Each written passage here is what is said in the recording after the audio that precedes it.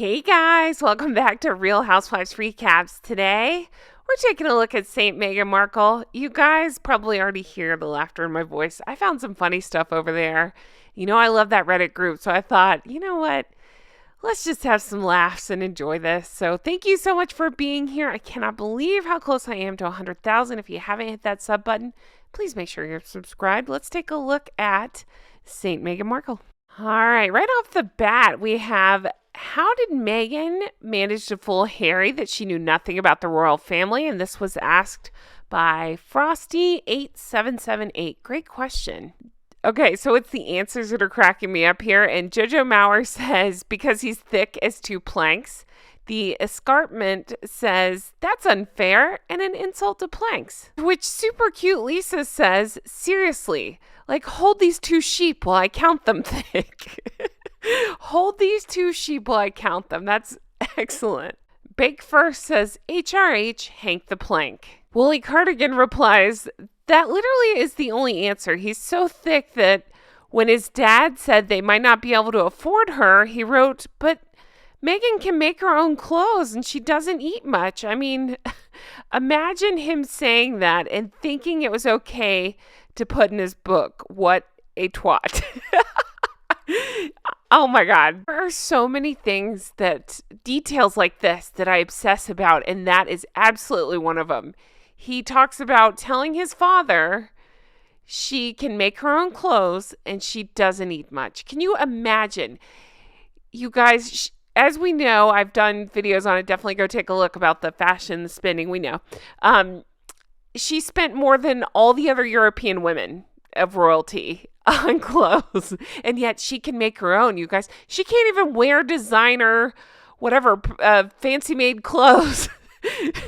So no, she cannot make her own. You guys, this one came up, and I can't remember if it was on the main channel or Patreon. Somebody was talking to me about this, and I just did a video. If you haven't seen it, go watch it, about how similar a lot of Meghan's quotes are to other famous people. And, well, not even famous people. People have written books, people have sung songs, and how her quotes just happen to be like theirs. Wink, wink, nudge, nudge, right? So listen to this. I think I figured out where Meghan's "is he kind" spiel came from. It's similar to a quote that the press reported Catherine had said to a friend before she started dating William. You guys, this is another picture that just lives rip-free in my head. The way she's staring at that goober, I don't know if she's trying to do magic to turn him into something else. That's all I can figure, because why else would you stare at that doofus so hard? All right, I'm in a mood today. What was I going to say? Oh, I don't even have to read the body or the proof of this. I just automatically believe it because, of course, she stole it from Catherine.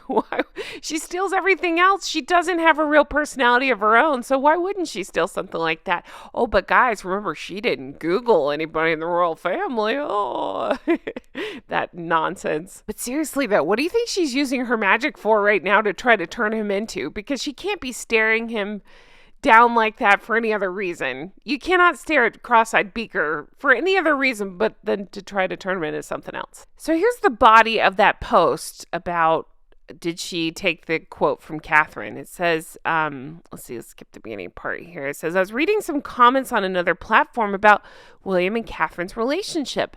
Someone brought up that Catherine had supposedly said the following, which was then reported in the press when they got engaged. According to her school friend, Jessica Hay, in an interview with the Mail on Sunday, quote, we would sit around talking about all the boys at school that we fancied, but Catherine would always say, I don't like any of them. They're all a bit rough.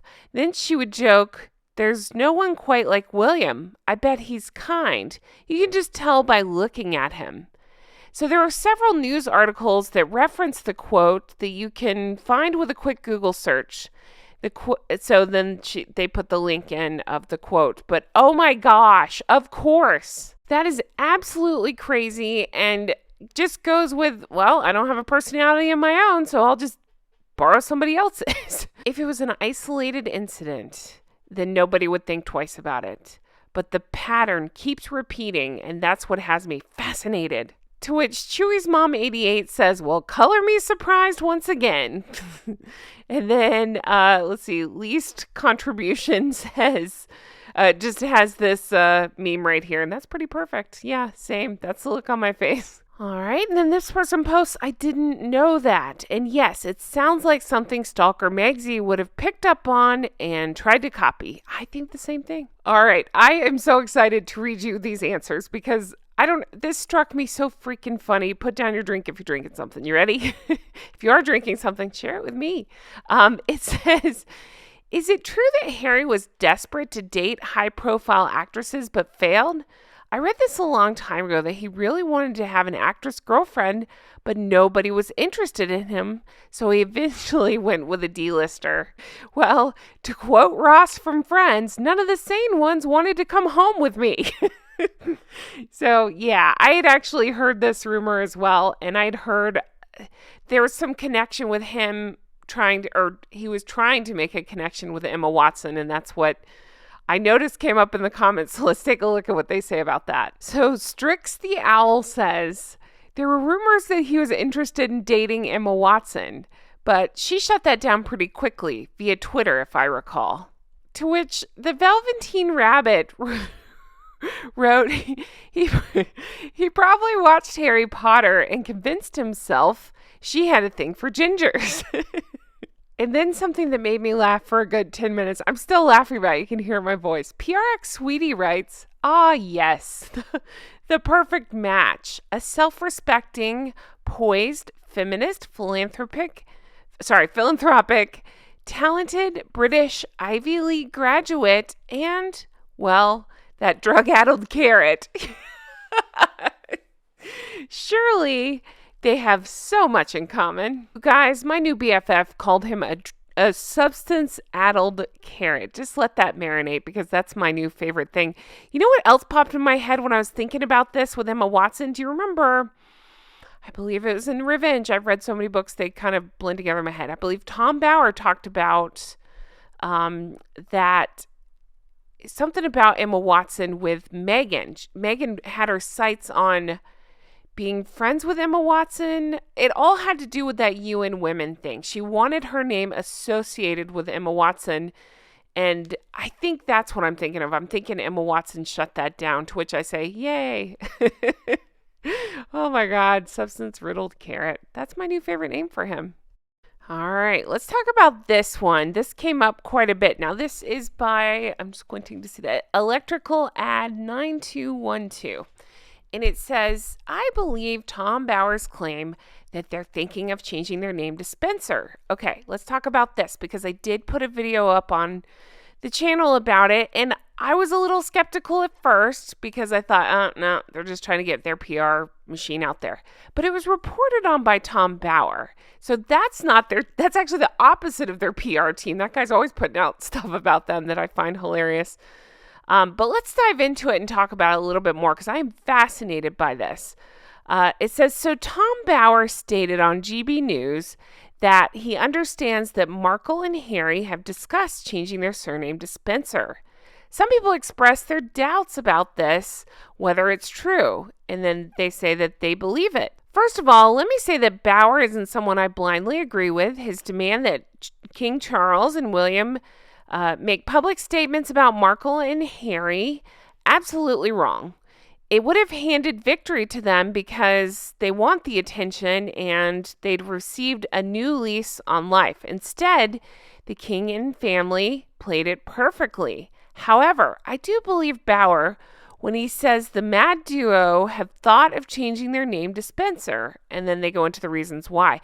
I keep thinking about this too, and I think I believe it. I do. It's just crazy enough that, I guess desperate is a word. It's just desperate enough that they would do some shit like that. They both have this intense obsession with Diana, and it would always associate them with that, if that makes any sense, if I was clear as mud there, but you get what I'm saying.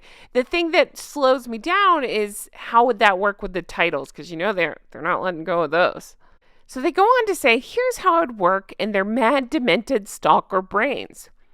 We've watched with deep sadness as Princess Diana, my late mother-in-law, I love that they're putting this through Meghan, has been marginalized by the royal family deliberately because my life mirrors hers so much, and in order to keep her memory alive and in order to be the keeper of the flame of Diana, we shall change our name to Spencer and keep her spirit alive forever, for the sake of our children, too, who are the true inheritors of the Spencer spirit and heart. We hereby also announce the Spencer Diana Foundation, a charity. We devote our lives to help continue the work of the life of Princess Diana, who has been betrayed by the monarchy and Britain, much to our deep sadness. I love that statement. I actually could hear it in Meghan's voice, although she'd have some, look at me. She'd be like waving around Diana's watch and pointing to it while she reads her statement. Then this person goes on to say, they will then give a primetime interview to Gayle King and seek to monetize their new status, including trademarking Diana's image, etc., and style themselves as keeper of the saintly goddess Diana, with Markle as her chosen child and inheritor of spirit. Oh, God, this is so weird and right on. You better believe, I believe this is true. 100% the kind of scheming psycho Markle and her sniveling, shameless, might I add, substance-riddled carrot husband will do. As they realize they are drowning, failing, and flailing, and consumed by the contempt of the world. All right, poster, you are insanely clever. I had not thought out all the details. I was thinking more in terms of they would love to always have that association with Diana. Obviously, Harry will always have an association with Diana, but you know what I mean? Like in name specifically. So when they said that about controlling Diana's image and basically merchandising her, I was like, oh my gosh, that is a level of crazy I didn't even think about. That makes so much sense to me. And yeah, that sounds like the grifters to me. So then Chris and Kim writes, Neil Sean claims that this was true. It was discussed during Megxit and says that they can't remember if the Queen said no. I think they said it to hurt the family. If true, it wouldn't surprise me. They're always trying to hurt them. Nothing they try surprises me anymore. They are horrible people. Yeah, thank you. That's exactly how I feel as well. I think I'm surprised at the level of disgusting that they reach, but I don't know why anymore because there seems to be no end to it, no bottom. They'll go lower than I even could imagine. Okay, now we have this post by Jean Hughes Anglade, and this person says, no one in Britain cared about Meghan's race. She and Harry had a golden chance to make things different for millions, and it's unforgivable that they chose not to. I think that's what a lot of us have said. I couldn't agree more. They talk about wanting to, live a life of service and do good. And they had the perfect opportunity to do these things, and we see what they use that opportunity for. Okay, this one was posted by Dearest Ribwich, I think is how you say that. And it says, how has this brand ambassadorship not happened yet? And then they posted this. I love it. It's Royal Chinette, and it's paper plates. It sounds like they're Canadian. That's perfect. Why haven't they done that? I mean, they're obsessed with the word royal. Just think about Sussex Royal. So then this person posts, easy on your nerves, easy on your wallet. To which Photobuff42 replies, easy to throw around the kitchen. As I'm sure you've heard the rumor that certain Miss Markle likes to throw around plates when she's mad. I bet she's been smashing a lot lately. And then we have a post from Strict Translator who says, apart from lying, what is her talent? And then they post this, which is fantastic. Look at this. So this was a tweet from Spirited One, and it says, so, she's an interviewer that doesn't really do the interviews. She's an actress that can't really act. She's a duchess that can't do royal. She's a model that makes clothes look cheap. Apart from lying, what is her talent? That is such a good tweet. This one really had me laughing as well, and just so well put. What is her talent? You guys, this picture was also shared with this post, which I have never seen this picture.